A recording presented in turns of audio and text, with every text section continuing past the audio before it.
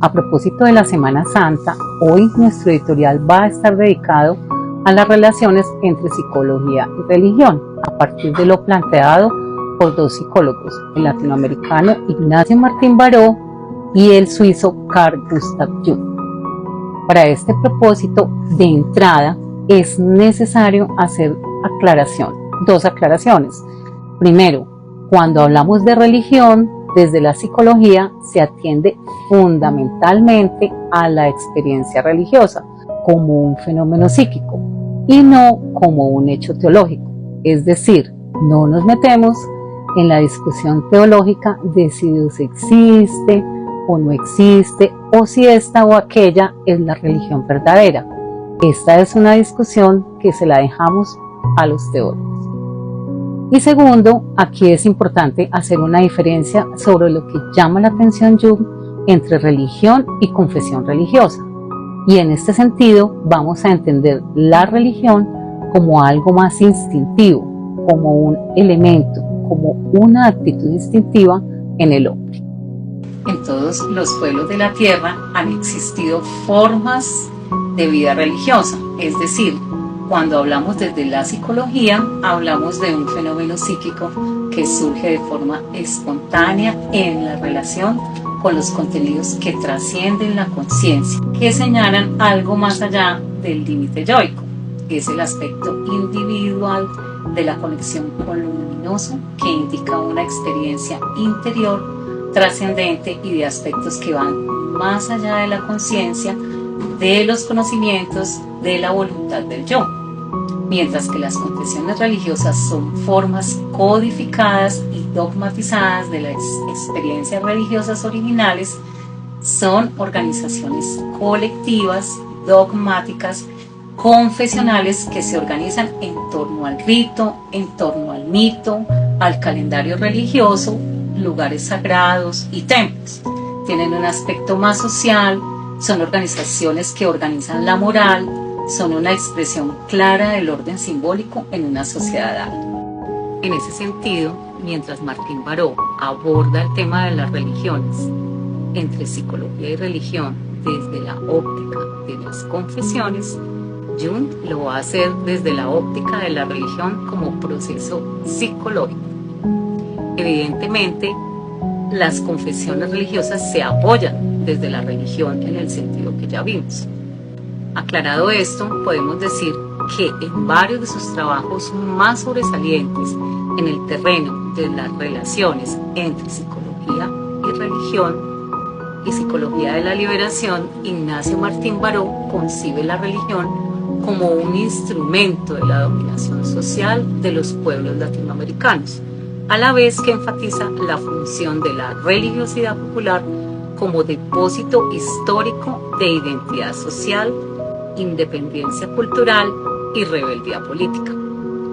Para él, si bien la religión no es en sí misma ni conservadora ni liberadora, sí posee dichas potencialidades y todo dependerá del uso que se haga de ella.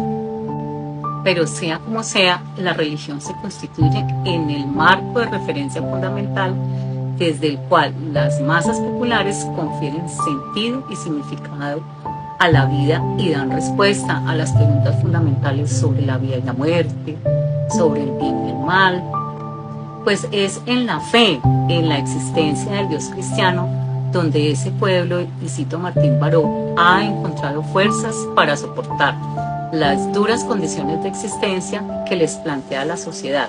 Y en ese sentido, las imágenes y los símbolos religiosos cumplen un papel fundamental en la vida y en la acción de las masas populares. Por ello, para él, el papel central de la simbología religiosa en la cultura popular vuelve muy conveniente para los regímenes políticos latinoamericanos la legitimación religiosa. La legitimación de la institución religiosa permite demostrar al pueblo que su gestión administrativa cuenta con el beneplácito de Dios.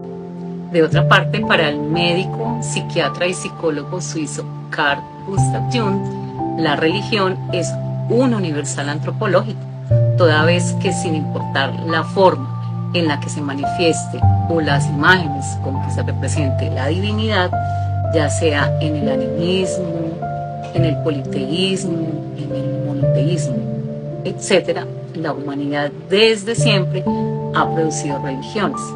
De ahí que para el psicólogo suizo existe en el hombre un impulso natural a la construcción de religiones. Para Jung, el objetivo de los símbolos religiosos es dar un significado a la vida del ser humano. Los indios Puebla creen que son hijos del Padre Sol, y esta creencia da a su vida una perspectiva y una meta más allá de la existencia individual y limitada.